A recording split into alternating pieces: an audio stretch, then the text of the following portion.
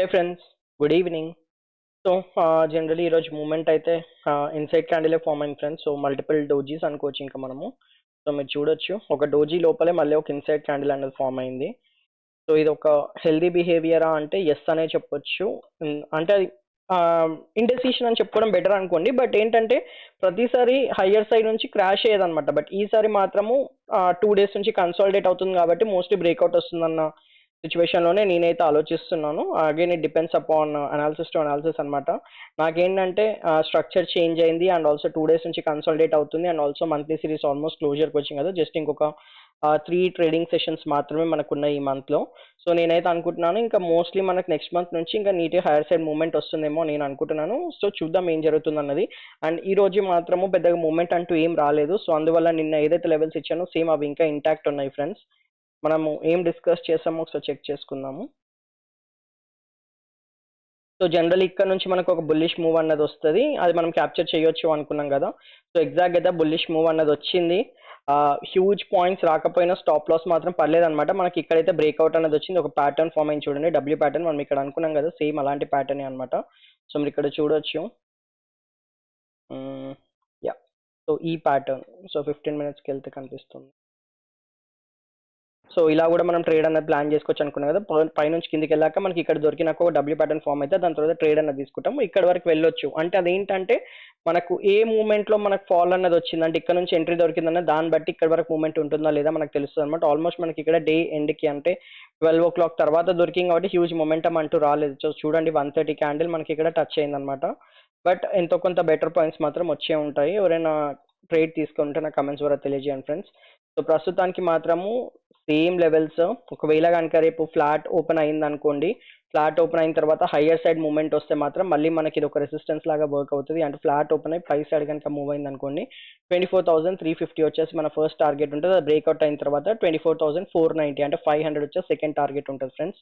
అదే ఒకవేళ కనుక మనకు ఫ్లాట్ ఓపెన్ అయ్యి ఫర్దర్గా డౌన్ సైడ్ వచ్చింది అనుకోండి, వెయిట్ అంటే ఇక్కడ నుంచి లాంగ్ వెళ్ళడం బెటర్ సొల్యూషన్ కాదు, లెట్స్ వెయిట్ అనమాట.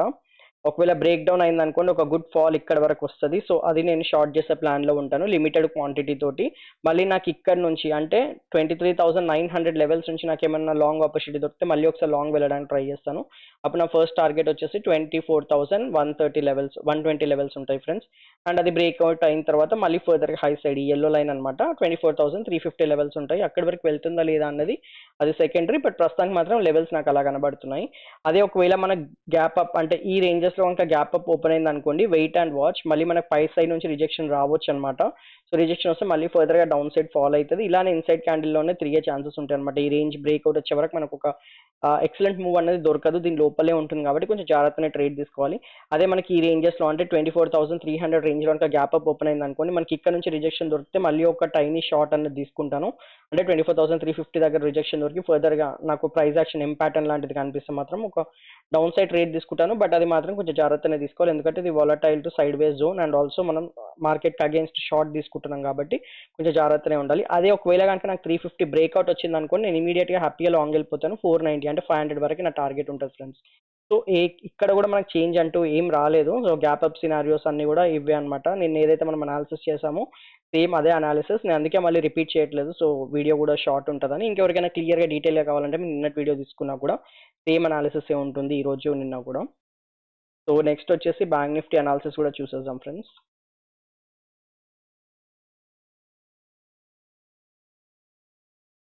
సో ఫ్రెండ్స్ బ్యాంక్ నిఫ్టీ కూడా సేమ్ థింగ్, కంప్లీట్గా మనకు ఈ హయ్యర్ సైడ్ నుంచి ఒక సెల్ ఆఫ్ అన్నది వచ్చింది. ఇంకా మొత్తం ఇక్కడే మనకి మూమెంట్ అనేది ఇచ్చింది అనమాట. కంప్లీట్గా ఇక్కడే క్లోజ్ అయిపోయింది. సో సేమ్ ఒకవేళ కనుక ఫ్లాట్ ఓపెన్ అయింది అనుకోండి, ఫస్ట్ మనకి ఇది బ్రేక్అవుట్ ఇవ్వాలి. బ్రేక్అవుట్ అంటే 52,350 లెవెల్ బ్రేక్అవుట్ ఇవ్వాలి. బ్రేక్అవుట్ ఇచ్చిన తర్వాత మనకి ఈ కరెంట్ డే హై ఏదైతుందో ఇది కూడా మనకి రెసిస్టెన్స్ లాగా యాక్ట్ చేస్తుంది. సో ప్రస్తుతానికి నేను అది కూడా మార్క్ చేసుకుంటాను. సో ఇది ఏదైతుందో ఇది మనకి ఒక రెసిస్టెన్స్ అవుతుంది అనమాట. సో ఒకవేళ కనుక ఫ్లాట్ ఓపెన్ అయ్యి 350 కనుక బ్రేక్అవుట్ ఇచ్చింది అనుకోండి 52,350, మనకి నెక్స్ట్ టార్గెట్ వచ్చేసి 550 వరకు ఉంటుంది. అంటే 52,550 ఫస్ట్ టార్గెట్ ఉంటుంది. అంటే ఇది మన ఫస్ట్ టార్గెట్ ఉంటుంది. దాని తర్వాత ఇది బ్రేక్అవుట్ ఇచ్చిన తర్వాత సెకండ్ టార్గెట్ వచ్చేసి 52,900 ఉంటుంది ఫ్రెండ్స్. నేనైతే అది యాంటిసిపేట్ చేస్తున్నాను. ఇంకా 900 లెవెల్ చాలా ఇంటాక్ట్ ఉంది, ఎందుకంటే మనకి ఇక్కడ చూడండి లెవెల్స్ హయ్యర్ సైడ్ తగ్గుకుంటూ వస్తుంది అనమాట. సో ఫస్ట్ ఇప్పుడు మనం ఇమీడియట్ టార్గెట్ వచ్చేసి 550 పెట్టుకోవచ్చు, తర్వాత 950 ఈజీగా పెట్టుకోవచ్చు. నేనైతే అదే అనుకుంటున్నాను. నేనైతే అలానే అనాలిసిస్ చేస్తున్నాను అండ్ అలానే ట్రేడ్ కూడా తీసుకునే ప్లాన్లో ఉన్నాను. ఒకవేళ కనుక ఫ్లాట్ ఓపెన్ అయ్యి ఫర్దర్గా డౌన్ సైడ్ వచ్చింది అనుకోండి, మళ్ళీ మనకి ఇది ఒక సపోర్ట్ లాగా యాక్ట్ చేస్తుంది అనమాట. ఇక్కడ మీరు చూడొచ్చు మల్టిపుల్ టచ్ పాయింట్స్ ఉన్నాయి. సో అది కూడా నేను మార్క్ చేద్దాం అనుకుంటున్నాను. సో ఇది ఒకటి.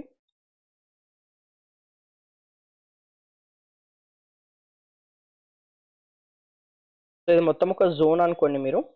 ఆల్మోస్ట్ ఇక్కడ నుంచి ఇక్కడ వరకు మనకు ఒక జోన్ అనుకోవచ్చు. అంటే 52,000 నుంచి 51,950 నుంచి 52,000 వరకు మనకు ఒక జోన్ ఇది. ఈ జోన్ నుంచి మనకు మళ్ళీ సపోర్ట్ చేసుకొని ఫర్దర్గా హై సైడ్ మూవ్మెంట్ వస్తే నేను మళ్ళీ ఒక ట్రేడ్ అన్న ప్లాన్ చేసుకుంటాను. మీకు ఇంకా క్లియర్ ఉండడానికి let me mark again. First ఒకవేళ ఫ్లాట్ ఓపెన్ అయితే కనుక మనకి ఇది బ్రేక్అవుట్ ఇచ్చిన తర్వాత ఫస్ట్ టార్గెట్ 550 ఉంటుంది, సెకండ్ టార్గెట్ వచ్చేసి 900 ఉంటుంది. అదే మనకు కనుక ఫ్లాట్ ఓపెన్ అయ్యి ఫర్దర్గా డౌన్ సైడ్ వచ్చింది అనుకోండి, ఫ్లాట్ ఓపెన్ అయ్యి ఫర్దర్గా డౌన్ సైడ్ వస్తే మళ్ళీ ఇక్కడ నుంచి మనకేమైనా ఈ జోన్ నుంచి ఎక్కడ నుంచి మనకి ఏమైనా హై సైడ్ మూవ్మెంట్ వచ్చినా నేను ఫస్ట్ లాంగ్ అన్న తీసుకుంటాను. అప్పుడు నా ఫస్ట్ టార్గెట్ వచ్చేసి డే క్లోజర్ ఉంటుంది, విచ్ ఇస్ నథింగ్ బట్ 52,200. దాని తర్వాత నెక్స్ట్ వచ్చేసి ఇది ఉంటుంది నా target, which is nothing but 52,350. ఇది బ్రేక్అవుట్ అయిన తర్వాత ఫైనల్ టార్గెట్ వచ్చేసి 52,500. అంటే ఈ రేంజ్లో ఓపెన్ అయ్యి ఇక్కడ నుంచి కనుక మూవ్మెంట్ వస్తే నేను ఇక్కడ వరకే టార్గెట్ పెట్టుకుంటాను. ఇంకా ఆల్మోస్ట్ డే ఎండ్ అయిపోయే ఛాన్స్ ఉంటుంది until unless if it is a damn bullish day అనమాట.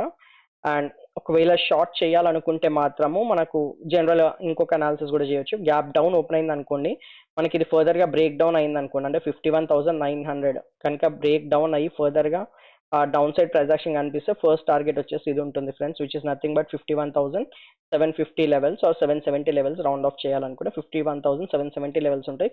ఇది కూడా బ్రేక్ డౌన్ అయితే మాత్రం ఒక ఎక్సలెంట్ మూవ్ అనేది మళ్ళీ ఫర్దర్గా డౌన్ సైడ్ రావచ్చు. 51,270 లెవెల్స్ ఇది మొత్తం ఒక గ్యాప్ అనమాట. ఈ గ్యాప్ మొత్తం ఫిల్ చేసుకోవడం కూడా ఫర్దర్గా డౌన్ సైడ్ రావచ్చు. అండ్ సేమ్ థింగ్ ఒకవేళ కనుక మనకు ఈ రేంజ్లో కనుక గ్యాప్ అప్ ఓపెన్ అయింది అనుకోండి, 52,300 లెవెల్స్ కనుక గ్యాప్ అప్ ఓపెన్ అవుతే వెయిట్ అండ్ వాచ్, మనకి ఇది కనుక బ్రేక్అవుట్ ఇవ్వాల్సిందే 52,350. ఇది బ్రేక్అవుట్ ఇచ్చిన తర్వాత ఒక ట్రేడ్ అనేది ప్లాన్ చేసుకుంటా 52,550 నా ఫస్ట్ టార్గెట్ ఉంటుంది. దాని సెకండ్ టార్గెట్ వచ్చేసి ఇంకా 900 వరకే నా ఏం ఉంటుంది, ట్రైల్ చేయడానికి చూస్తాను అనమాట. అండ్ ఇంకొకలాగా కూడా మనకు ఉండొచ్చు, గ్యాప్ అప్ ఓపెన్ అయినా గ్యాప్ డౌన్ ఓపెన్ అయినా ఏదైనా కూడా మనకి ఇక్కడ నుంచి మళ్ళీ ఇమీడియట్ రిజెక్షన్ వచ్చి మళ్ళీ ఫర్దర్గా డౌన్ సైడ్ రావచ్చు. ఇలానే మనకు వాలటిలిటీ క్రియేట్ అయ్యే ఛాన్స్ ఉంటుంది. ఈ రోజు ఎలా అయితే జరిగిందో నిఫ్టీలో అలానే బ్యాంక్ నిఫ్టీలో కూడా జరిగే ఛాన్స్ ఉంటుంది ఫ్రెండ్స్. సో కొంచెం అలర్ట్గానే ట్రేడ్ తీసుకోండి. బ్రేక్అవుట్స్ వచ్చినాక మనకి ఎక్సలెంట్ మూవ్ అనేది వచ్చే ఛాన్స్ ఉంటుంది. సో ఈ రెండు లెవెల్స్ ఏవైతే ఉన్నాయో ఇవి చాలా ఇంపార్టెంట్ అనమాట. 350 లెవెల్ ప్లస్ ఇంకొకటి 52,350 ఒకటి 52,011 ఆర్ 52,000 రౌండ్ ఫిగర్ నెంబర్ కూడా అనుకోవచ్చు మీరు. 52,000 నుంచి 52,350 మధ్యలో మనకు వాలటిలిటీ క్రియేట్ అయ్యే ఛాన్స్ ఉంటుంది. వాలటిలిటీ టు సైడ్ వేస్ ఉండే ఛాన్స్ ఉంటుంది. సో దీని లోపల ఉన్నంత వరకు టైనీ స్కాల్ప్ చేసుకొని బయటికి రావడమే బెటర్. ఇది బ్రేక్ అయినాక మాత్రం ఒక నీట్గా డౌన్ సైడ్ అయినా హయ్యర్ సైడ్ అయినా మూవ్మెంట్ వచ్చే ఛాన్స్ ఉంటుంది friends. That's it friends, thank you. Friends మీకు కనుక నా ఎఫర్ట్స్ నచ్చినట్లయితే స్టాకెథాన్ తెలుగుని లైక్ చేయండి, సబ్స్క్రైబ్ చేయండి, అలాగే రెగ్యులర్ నోటిఫికేషన్స్ కోసం బెల్ ఐకాన్ని కూడా ఎనేబుల్ చేయండి.